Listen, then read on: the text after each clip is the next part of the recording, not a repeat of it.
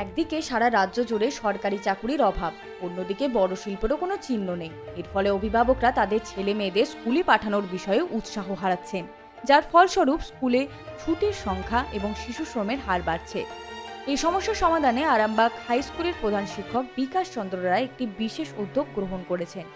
বিকাশ চন্দ্র রায় school ছুট ছাত্রছাত্রীদের বাড়িতে গিয়ে তাদের পুনরায় স্কুলমুখী করতে উদ্যোগী হন। তিনি জানার চেষ্টা করেন কেন ছাত্রছাত্রীরা স্কুলে আসছে না এবং সমাধানের জন্য তাদের বাবা মায়ের সঙ্গে আলোচনাও করেন। স্কুল সূত্রে জানা গেছে, বেশ কিছু ছাত্র অনুপস্থিত থাকতে নজরে আসে প্রধান শিক্ষক বিকাশ চন্দ্র রায়ের। এরপর তিনি সেই সমস্ত ছাত্রদের খোঁজ নিয়ে তাদের বাড়িতে পৌঁছে অভিভাবক ও ছাত্রদের সাথে কথা বলেন এবং তাদের সমস্যার কথা শোনেন। আমি কদিন ধরেই লক্ষ্য করছি যে আমার এক স্নেহের ছাত্র মৌসুম, সে স্কুলে আসছে না। তো আমি বিভিন্নভাবে খবর নিয়ে ওনার এক আত্মীয়র কাছ থেকে জানতে পারলাম যে সারদা মিষ্টান্ন ভাণ্ডারে কাজে ঢুকেছে। আমাদের মনটা খুব খারাপ হয়েছিল। আমি মাস্টারমশাইদের বললাম যে আমরা প্রতিনিয়ত তো যাতে ড্রপ আউট বন্ধ করা যায়, আমরা বাড়ি বাড়ি যাচ্ছি। তো মৌসুমের বাড়িতে আজকে আমরা এসেছি। ওকে আমরা বলেছি যে ওর পোশাক, খাওয়া দাওয়া, বইপত্র কিছু অসুবিধা হবে না, স্কুলের কোনো ফিস দিতে হবে না। ও অত্যন্ত ভালো ছেলে, স্কুলে খুব ভালোভাবে থাকে। তো হঠাৎ করে এই শিশু শ্রমিকের যে বিষয়টা, এটা আমাদেরকে কিন্তু খুব ব্যথিত করেছে। তো আমি সঙ্গে সঙ্গে খবর পেয়ে আজকে ওদের বাড়িতে ছুটে এসেছি। ও আমাকে কথা দিয়েছে আগামীকাল। ইতিমধ্যে তিনি স্কুলে অনুপস্থিত 6 জন ছাত্রকে পুনরায় স্কুলমুখী করতে সক্ষম হয়েছেন। বিকাশ চন্দ্র রায় আরও জানান যে অন্যান্য শিক্ষকরাও অনুপস্থিত ছাত্রদের বাড়িতে যাবেন এবং তাদের স্কুলমুখী করতে প্রয়োজনীয় পদক্ষেপ গ্রহণ করবেন। একটি উদাহরণ হিসেবে বলা যায়, মৌসুম কুণ্ডু নামক এক ছাত্র স্কুলে না গিয়ে মিষ্টির দোকানে কাজ করত।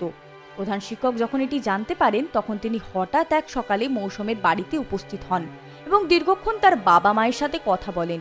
তিনি নিশ্চিত করেন যে মৌসুম মিষ্টির দোকানের কাজ ছেড়ে স্কুলে ফিরে আসবে। পড়াশোনা ছেড়ে স্কুলে ডিস্টার্ব করতো, ওই জন্য ছেড়ে দিয়ে মিষ্টির দোকানে। কারা ডিস্টার্ব করতো? বন্ধুরা ডিস্টার্ব করতো। তার শিক্ষকরা আছেন, তোমার মাস্টারমশাই, তারা কি সহযোগিতা করছে না? সহযোগিতা করছে, তার সত্ত্বেও কিছু বসে থাকলে, চুপচাপ বসে থাকলে পেন ছুঁড়ে মারতো, করতো। এখন তুমি কি ভাবছো? কাল থেকে যাও। এই যে প্রধান শিক্ষক মহাশয় এলেন, তোমাকে বললেন যে এরপর কি মন হলো স্কুলের? কি কিসে পড়ছো তুমি? 10-এ পড়ছো? কোথায় কাজ করছিলে? সারদা মিষ্টান্ন। মিষ্টির দোকান ভালো না স্কুল ভালো? স্কুল ভালো। তাহলে স্কুলে যাবে না? বিষয়টা কি? না, আমার চাই স্কুল যাক। আমার মিষ্টির দোকানে কাজ করতে ইচ্ছুক নয়। ও যেখানে সেখানে কাজ করছে। আমি চাই স্কুল যাক, ভালোভাবে পড়াশোনা করুক।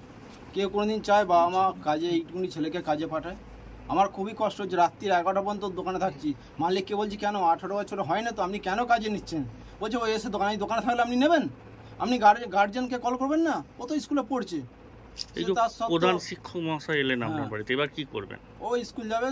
স্যারকে বলছি যাতে ও হয় ভালোভাবে স্কুল যাক বা মানুষ হোক। বিকাশ চন্দ্র রায়ের এই উদ্যোগ সত্যিই প্রশংসনীয়। তার প্রচেষ্টার ফলে শুধু স্কুল ছুটের সংখ্যা কমছে না, বরং শিশু শ্রমের বিরুদ্ধেও একটি শক্তিশালী বার্তা প্রদান করা হচ্ছে। তার এই প্রচেষ্টা বর্তমান প্রজন্মকে শিক্ষা উন্নতির পথে এগিয়ে নিয়ে যেতে সহায়ক হবে। আরামবাগ থেকে Maheshwar Chakraborty report, express news.